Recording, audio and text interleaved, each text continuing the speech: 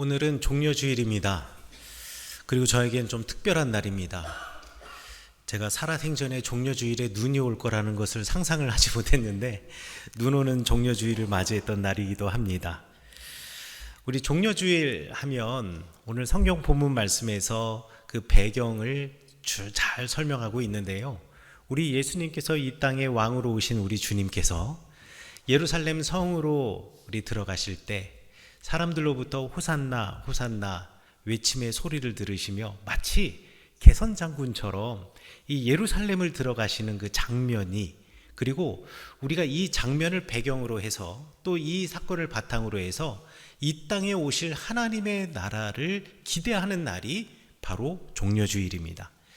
그런데 오늘 성경 본문 말씀에서 종려주일에 해당되는 본문만 딱 떼놓고 보자 하면 마치 오늘이 정말 승리하신 예수 그리스도의 마치 개선장군의 입성과 같은 그 날을 기념하는 날이다라고 생각할 수 있지만, 그 다음으로 이어지는 이야기들을 보면 꼭 그런 것 같지는 않습니다. 왜냐하면 그렇게 예루살렘으로 나귀를 타고 들어오시던 예수님께서 그 많은 사람들의 환호와 그리고 축하와 기대 속에서 들어오시던 예수님께서 예루살렘 성에 들어오시기 전에 예루살렘 성을 멀찍이 보시며 슬퍼하시며 우셨기 때문에 그렇습니다. 우시면서 예루살렘 성의 멸망을 예언하셨기 때문에 그렇습니다. 예수님은 왜 그러셨을까요? 왜냐하면 이 종려주일, 이 예루살렘의 입성이 매우 역설적이었기 때문에 그렇습니다. 오늘 성경 말씀에 마치 개선장군이 전쟁의 승리를 기념하면서 앞으로 나아가는 그 개성 행렬과 같은 모습을 묘사하고 있지만, 예루살렘을 향하여 들어가시는 예수님의 마음과 호산나 우리를 구원하소서 하늘에는 영광을 이야기하는 사람들의 마음은 너무나 달랐습니다. 그래서 이 역설적인 날, 이 종려주일을 이해하기 위해서 우리는 먼저 예수님을 향하여 호산나를 외치던 사람들의 마음이 어떤 마음이었는가에 대해서 한번 알아보아야 하겠습니다. 그리고 이 마음을 이해하기 위해서 우리 유대인들의 역사, 유대교의 역사의 한 자락을 여러분에게 소개하고자 합니다.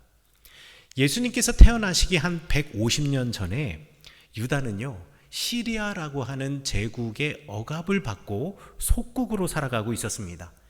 그 당시 시리아의 황제가 안티오쿠스라고 하는 사람이었는데, 이 안티오쿠스는 예루살렘 성전의 제단을 다 허물어 버리고 여호와 하나님께 예배드리는 예배를 완전히 금지시켰습니다.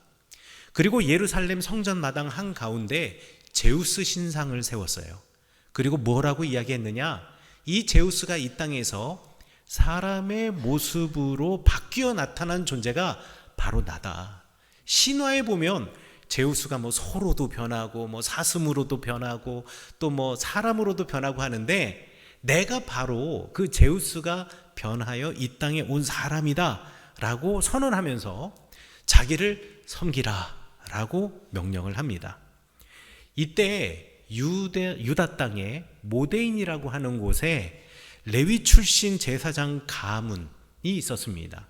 그 가문의 제사장의 가장 어른은 마따디아스라고 하는 사람이었고, 그 마따디아에게 아들들이 있었는데요. 그 아들 중에 가장 대표적인 사람이 유다 마카비라고 하는 사람이었습니다. 이 마카비와 형제들이 반발을 하고 시리아 왕 안티오쿠스에 대하여서 전쟁을 일으켰습니다. 우리는 이것을 갖다가 마카비 혁명이라고 부릅니다. 그리고 이 마카비 혁명을 통해서 다시 예루살렘 성전을 수복하였습니다. 3년 만에 예루살렘 성전을 수복하고 그리고 그 성전을 새롭게 하였습니다. 무너진 제단을 다시 수축하여 쌓고 부정하여진 것들을 전부 다 제거하여 버리고, 그리고 그 예루살렘 성전에서 새롭게 하나님께 예배를 드리기 시작했습니다. 이 날을 기념한 날이 우리 성경에는 딱 한 번 나오는 요한복음 10장에 나와 있는 수전절, 히브리어로는 하누카라고 부르는 날입니다. 그런데 말이죠, 마카비와 그 형제들이 힘을 가지자 다른 생각이 들었습니다. 여러분, 항상 어떤 사람이요, 힘을 갖고 권력을 가지면 변하게 되어 있습니다. 내가 지금은 그냥 이 모습이지만 여러 군중들이 있는데 내가 하는 말마다 여러 군중들이 막 반응을 하고 박수를 치고 환호를 하잖아요. 그러면 몸에서 막 엔돌핀이 솟아나고 막 내가 아닌 것처럼 됩니다. 여러분, 그래서 가끔씩 목사님들도 정신이 나갈 때가 있어요. 여러분들이 너무 많이 예배 시간에 아멘 아멘 하시잖아요. 그럼 제가 정말 설교 잘하는 줄 알고 착각을 하고 막 오버를 하게 됩니다. 사람이란 게 그래요. 이거는요, 뇌과학자들이 이미 실험적으로 다 증명이 된 겁니다. 크고 작은 집단에서 사람이 힘을 갖고 권력을 가지면은요, 사람들이 공감 능력을 잃어버린답니다. 공감하는 쪽 뇌가 마비가 되고요, 그 다른 반대편의 뇌가 활성화가 된답니다. 그래서 여러분들, 작은 모임이라도 내가 그 모임에, 예를 들어 내가 조그만 모임을 만들었는데 내가 거기 회장이야, 내지는 거기 대표야, 내지는 내가 거기 총무야, 내지는 내가 거기서 무슨 직책을 가지고 있어 라고 하면 사람들이 곧 무슨 생각을 가지게 되냐면, 야, 내가 이런 직책을 가졌으니까 내 능력을 좀 보여주어야겠다 라는 생각을 하게 됩니다. 아마 여러분들도 대부분 그런 생각을 가질 거예요. 내가 내 능력을 좀 보여줘야겠다, 이 자리에서 내가 이 자리에 있을 만한 사람이라는 것을 알려줘야겠다. 그러면서요, 목표라는 것을 잡습니다. 그리고 그 자기 목표에 집중을 하기 시작하는 순간 이제부터 재앙이 다가오기 시작합니다. 왜냐면은요, 이 목표를 달성하기 위해서 주변 사람들을 돌아보지 못하는 거예요.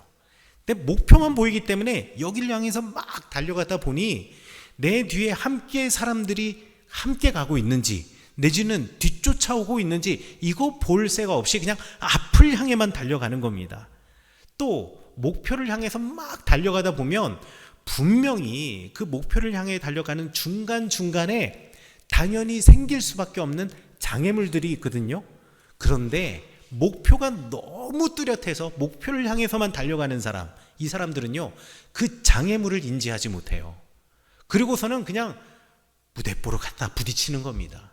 그러면서 쓰러지고 피 흘리고 그 안에서 나는 어떻게든 버텨내지만 함께 오던 사람들은 다 떨어져 나가는 거죠.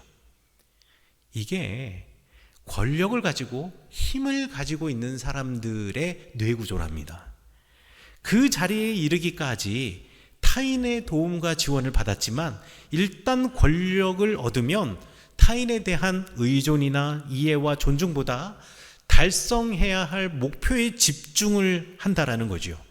그러다 보면 주변 사람에 대한 어떤 인간적인 관심, 그리고 그에 대한 동의 내지는 공감, 이런 것은 없어지고 나는 그 무리와 그 집단, 그 공동체 안에서 재판관으로 서게 됩니다.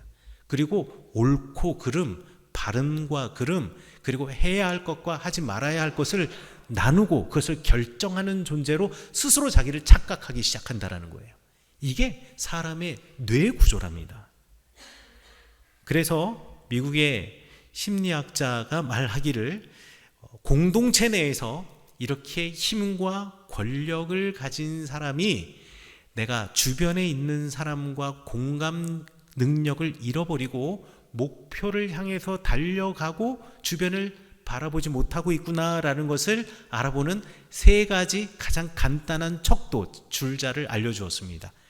여러분들도 한번 참조해 보시고 내 주변에 그런 사람은 있는지, 또 나는 그런 사람은 아닌지 한번 확인해 보세요. 첫 번째, 다른 사람이 말을 할 때 내가 불쑥 끼어들어서 그 말을 가로채고 내가 하고 싶은 말을 내가 하고 있다 라고 하면, 나의 뇌에서 공감 능력이 떨어지고 있고 내가 지금 이 모임, 적어도 그 사람과 나와의 관계에서 내가 주도권이 있다라고 생각을 하고 있구나.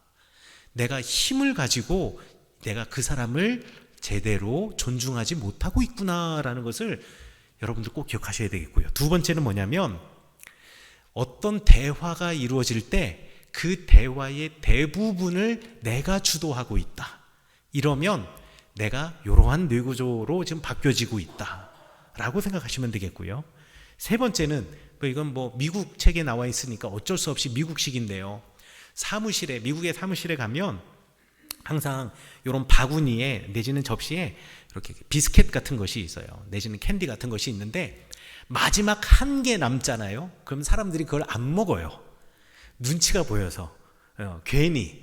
그런데 그 맨 마지막에 그거 한 개 집어먹는 사람, 그런 사람이 이런 생각을 가지고 있을 확률이 높다라고 이야기를 하더라고요. 그러면서 이런 사람들의 공통된 특징이 무엇이냐? 비슷한 힘이나 권력을 갖고 있는 사람과 친구하려고 하고 그들과 교류하면서 그 권력을 사용하는 방법, 그 유지하는 방법을 공유하면서 부패하고 또는 비슷한 사람끼리 특혜를 남발하는 경향이 있다라고 이야기를 하더라고요. 마카비 형제들이 딱 그랬습니다. 순수한 마음으로, 신앙의 열정으로, 또 민족을 사랑하는 열정으로 이 마카비 혁명을 시작했는데, 순수했던 마카비 형제들과 그리고 그 주변에 있는 사람들이 한 마음으로 지금 시리아의 군대를 몰아내고 성전을 회복하고 수복하였는데, 마카비와 그의 형제들이 권력을 탐하기 시작했던 것입니다. 그래서 이들과 함께 싸우던 경건한 사람들이 전부 다 떨어져 나가기 시작했습니다. 어떤 사람들은 광야로, 또 어떤 사람들은 자신들의 동네로 모두 다 떠나가기 시작했습니다. 그리고 그 전까지 전쟁만 했다고 하면 승리했던 마카비의 군대들이 패하기 시작을 했습니다. 왜요? 뜨거운 열정을 가지고 싸우던 이들이 그 주변에서 떠나갔기 때문에. 그래도 마카비와 그의 형제들의 욕심은 그칠 줄 몰랐습니다. 왕처럼 살고 싶었습니다. 그리고 이 마카비 가문이 한 가지 자신들이 가지고 있었던 컴플렉스가 있었어요. 그게 뭐냐면, 자신들이 레위 지파 사람들이고 제사장 가문이긴 하지만 혈통으로 따져봤을 때 사독 계열의 제사장 가문이 아닌 거예요. 그러니까 우리식으로 따지면 장손이 아닌 겁니다. 그래서 대제사장이 될 수 없는 가문이었어요. 그런데 내가 사람들로부터 이런 인기를 가지고 있고 내가 이런 힘을 가지고 있으니까 나 정도 되면 대제사장 한번 해봐도 되지 않을까? 이런 생각을 가지고 실제로 대제사장이 되고자 했습니다. 모세처럼, 사무엘처럼 정치와 군사의 힘과 더불어 종교의 최고 지도자가 되고 싶었던 거죠. 그래서 어떻게 했느냐? 이 마카비와 그 형제들 그리고 주변에 있던 사람들이 처음 이 혁명을 일으킨 이유가 뭡니까? 신앙을 억압하고 민족을 압제하던 시리아와 대항하여서 싸우기 위해서 이 혁명을 일으켰는데요, 그 시리아와 손을 잡습니다. 내가 힘을 얻기 위해서, 내가 대제사장과 정치의 지도자와 군사의 지도자가 되기 위해서. 그래서 시리아로부터 완전한 독립을 포기하고 오히려 그들의 비호 아래에서 형식상 독립을 인정받는 선에서 서로의 다툼을 멈추어 세우고, 그리고 자신들을 왕으로 공식적으로 인정해 줄 것을, 그리고 이 땅의 대제사장으로 나를 인정해 줄 것을 요구합니다. 그래서 기원전 142년에 마카비의 형제 시몬이 왕의 공식적인 취임식, 왕이자 동시에 대제사장으로서의 공식적인 취임식을 선포하면서 예루살렘에 입성할 때에 유다의 사람들이, 예루살렘 사람들이 어떻게 하였느냐? 종려나무 가지를 꺾고 그 입성하는 시몬을 향해서 종려나무 가지를 흔들며 비파와 수금에 맞추어서 노래를 부르며 시몬을 노래하기 시작했습니다. 이게 유대인 역사의 기록입니다. 그렇다면 독립을 위해서 그렇게 열정적이던 유다 사람들, 신앙의 순수성을 지키기 위해서 그렇게 열정적이었던 사람들, 율법을, 하나님의 말씀을 지켜내기 위해서 자신의 목숨마저도 버렸던 이 사람들이 왜 얼토당토하지 않게 이 시몬을 따르게 되었을까요? 이 부분에 대해서 레온 페스팅거라고 하는 사회 심리학자는 이게 인지 부조하다라고 이야기를 합니다. 이게 뭐냐면요, 내가 존중하고 존경했던 지도자가 있어요. 그런데 보니까 이 지도자가 잘못된 일을 행하는 겁니다. 잘못된 길로 가는 거예요.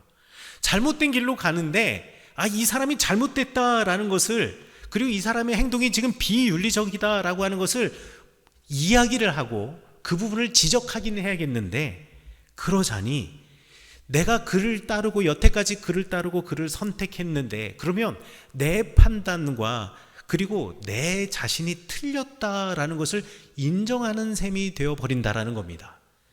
그래서 그렇게 하지 않기 위해서, 아니야, 이 사람이 분명히 잘한 게 있을 거야, 좋은 게 있을 거야 라고 하면서 그 사람의 좋은 면만 자꾸 보는 겁니다. 그리고 그 사람이 잘한 것만 계속 찾아내면서 그래, 내 선택은 맞았어, 저 사람은 좋은 사람이야 라고 생각한다라는 겁니다. 그리고 그 사람이 잘못했던 일들을 애써 외면하고 무시한다라는 거죠. 그건 부정확한 정보라고.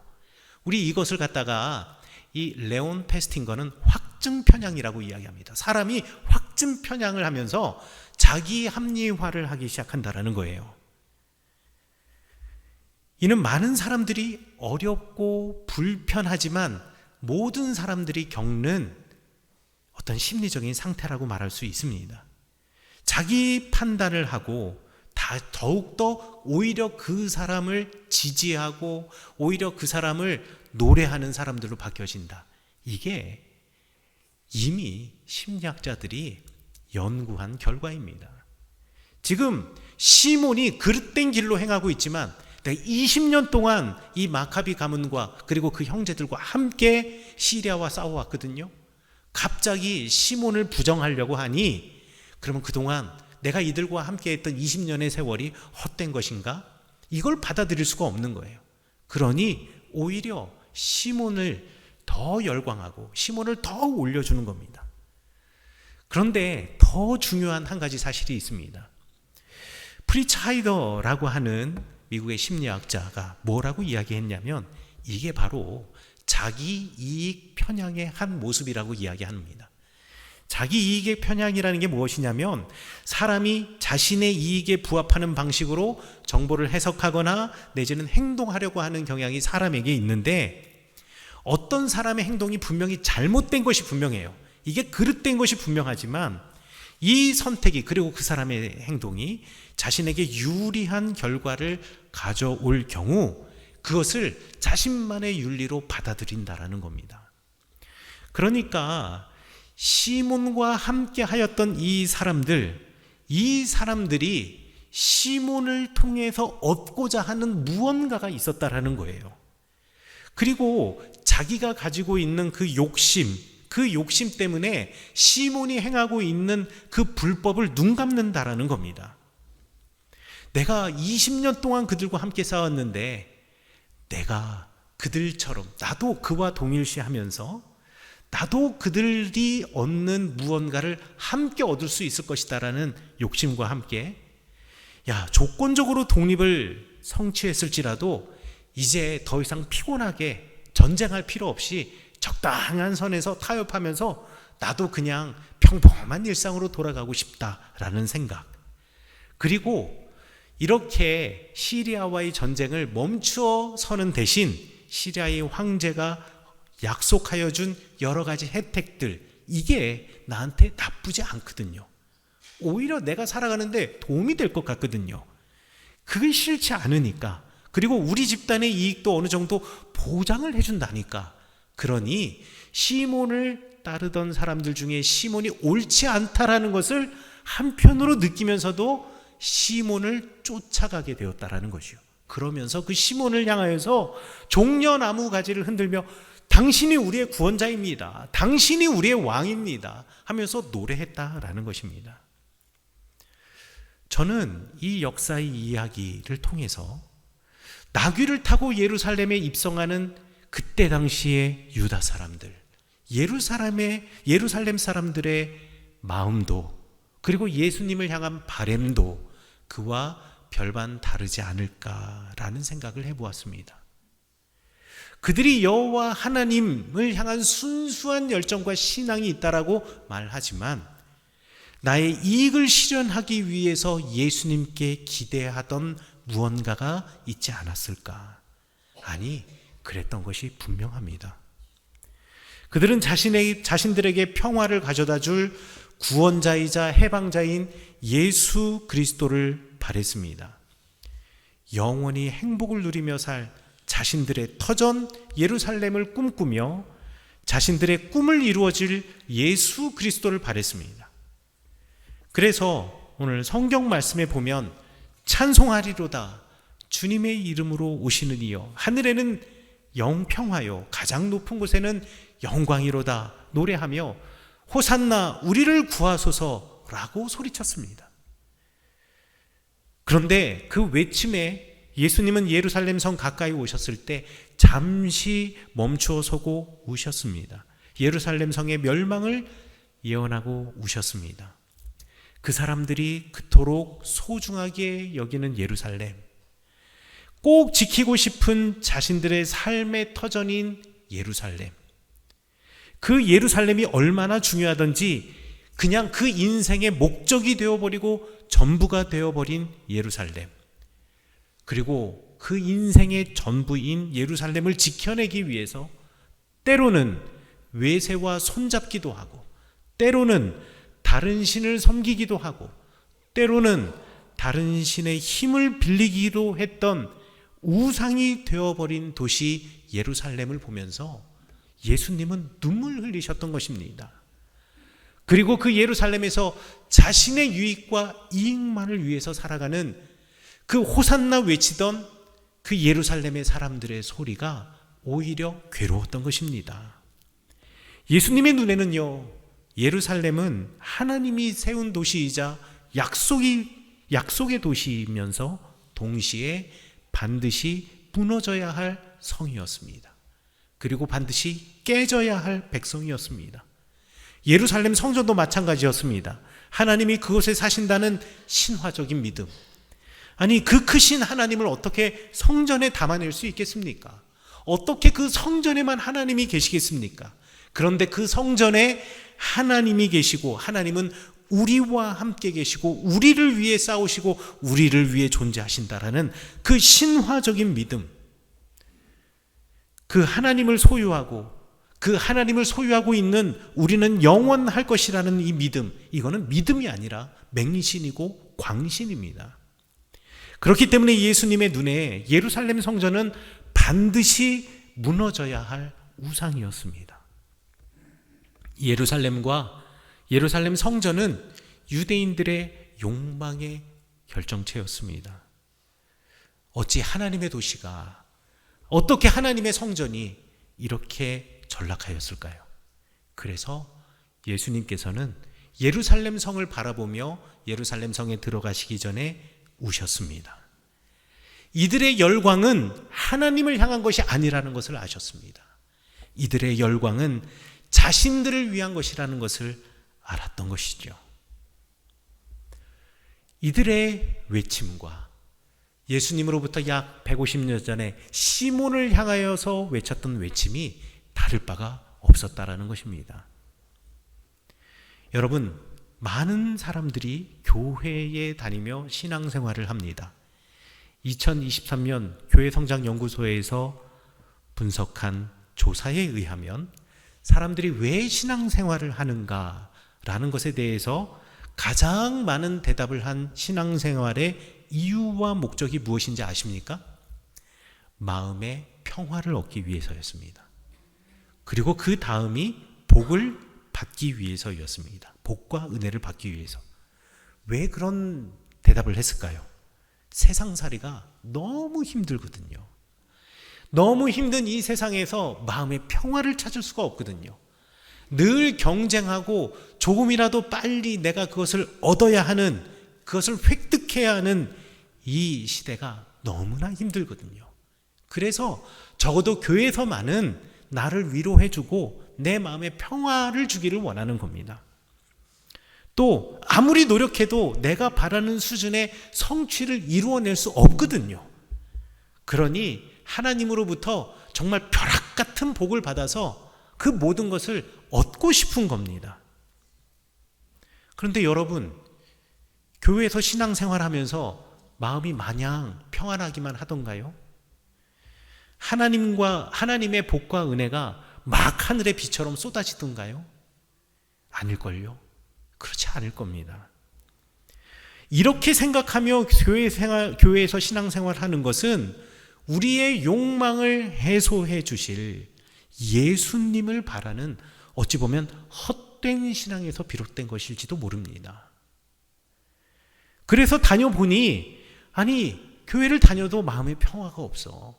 아니, 무슨 목사님이 설교를 하는데 맨날 위로의 말씀, 평화의 말씀, 복의 말씀을 줘야 될 것 같은데 자꾸 그렇게 살면 안 된다고 이야기하니, 아니, 우리 목사님은 설교를 잘 못하는 것 같아. 내가 생각했던 교회는 이게 아닌데, 교회 안에서도 서로 다툼이 있고 서로 갈등이 있고 교인들에게 실망하고 목회자들에게 실망하고 마음에 갈등만 생기고 내 마음에 평화도 없고 내 삶에 복도 없으니 교회를 떠나가는 것입니다. 그런데 여러분, 마음의 평화, 우리가 받는 복과 은혜는 우리가 예수 그리스도의 복음을 가슴에 새기고 예수 그리스도의 삶을 따라가며 그 삶의 결과로 얻게 되는 것이지, 여러분들이 그냥 교회에 와서 문을 열고 앉자마자 여러분에게 마구 쏟아지는 그런 것이 아니라는 것을 여러분이 이해하셔야 됩니다. 오히려 하나님의 말씀과 복음을 알면은요, 여러분 마음속에 갈등이 더 많이 생깁니다. 그동안 내가 아무런 죄책감 없이, 그리고 아무런 걱정 없이 그냥 했던 말들, 그냥 했던 행동들, 하나님의 말씀 때문에 갈등이 생기기 시작해요. 신앙생활은요, 갈등의 연속입니다. 그리고 내 삶을 깎아내는 고통이 있습니다. 내가 그동안은 했던 것을 이제 멈추어 서야 하는데, 그 멈추어 서는 게 그렇게 쉽습니까? 그 몇십 년의 인생 동안 내가 습관처럼 해왔던 것을 내가 이제 하지 말아야 하는데 그게 쉽습니까? 그러니 내 삶을 깎아내는 고통이 있는 것이 신앙생활입니다. 예수님이 가르쳐 주신 대로 때로는 참기도 하고 인내해야 하는데, 여러분, 우라통이 터지죠. 힘들죠. 나만을 위해서 살아가는 것이 아니라 이웃을 위해서 기꺼이 함께 그의 십자가를 지어야 하는데, 내가 내 인생의 짐도 벅찬데 내가 누구를 바라본단 말입니까? 여러분, 그거 너무 힘든 일이거든요. 그럼에도 불구하고, 그러나 그 길을 따라갈 때 그 열매가 평화와 위안과 복이라는 것을 여러분 잊지 마시기 바라겠습니다. 하지만 내 조급한 욕망에 사로잡혀서 내 욕망과 이익을 채워줄 예수 그리스도만 기대하며 신앙의 길에서 우리가 돌아선다면, 마치 예수님의 예루살렘 입성 때 호산나를 외치던 사람들이 단지 나흘 만에 예수를 십자가에 못 박으라고 외치던 그들과 똑같은 사람이 되는 것입니다. 호산나를 외치던 사람들은 자기를 만족시키지 못했던 우리 예수님을 버렸습니다. 호산나, 우리를 제발 구원하옵소서 라고 예수님을 부르짖은 후 단 나흘 만에 마음을 바꾸고 예수님을 죽이라 하였습니다. 그렇다면 우리는 어떻게 살아야 하겠습니까? 스가랴서 9장 9절 10절에서 보면 유다와 예루살렘의 회복을 예언한 스가랴 선지자가 이렇게 이야기합니다. 시온에 따라 크게 기뻐할지어다. 예루살렘에 따라 즐거이 부를지어다. 보라, 내 왕이 내게서 임하시나니 그는 공의로우시며 구원을 베푸시며 겸손하여서 나귀를 타시나니 나귀의 작은 것 곧 나귀의 새끼니라. 우리가 겸손하게 낮아져서 우리의 힘으로 세상을 이겨내는 것이 아니라, 병거가 아니라, 그리고 전쟁하는 활이 아니라 화평으로, 그리고 겸손함으로, 그리고 함께함으로 하나님의 나라를 세워 나아가며 9절에서 말한 것처럼 공의로운 왕, 구원을 베풀 왕, 겸손한 왕이신 예수 그리스도와 함께 그를 닮아감으로 우리는 이 사람들, 그러니까 예수님을 향하여 호산나를 외치던 사람들과 같이 아는 사람으로 이 땅을 살아갈 수 있다라는 것입니다. 우리는 우리의 이익과 욕망을 위해서 하나님을 따르고 예수님을 따를 때 하나님이 우리를 오히려 예루살렘 성과 예루살렘 성전을 허물듯이 우리의 인생을 허무실 것입니다. 그러나 오히려 내가 당장에 거둘 이익과 욕심을 겸손히 내려놓고 정의를, 공의를, 진리를 따라서 하나님의 말씀을 따라서 예수님의 복음을 따라서 이 땅을 살아갈 때 당장은 불편하고 더딜지라도 하나님께서는 여러분의 삶에서 그리고 여러분을 통하여서 구원의 역사를 이루실 것입니다. 사랑하는 성교회 성도 여러분, 여러분은 공의로운 기준을 가지고 이 땅을 살아가십니까? 구원을 베풀 왕이신 예수 그리스도를 닮아 정의를 기준 삼아 살아가십니까? 겸손한 왕이신 예수님을 본받아 겸손하게 이 땅을 살아가십니까? 여러분은 왜 신앙생활을 하십니까? 무엇을 바라보십니까? 여러분의 이익과 욕심과 욕망을 채워줄 하나님을 보고 계십니까? 아니면 겸손한 예수님을 따라 이 땅을 살아가면서 이 땅에서 정의와 공의와 진리의 길을 걸어가려고 신앙생활을 하십니까? 이것은 여러분에게 오늘 종려주일에 드리는 질문이자 제 설교의 전부이기도 합니다. 욕망의 호산나가 아니라 나만을 위한, 나를 정당화하는 나를 위한 호산나가 아니라 겸손의 왕 예수님을 따라 살겠다고 고백하는 호산나.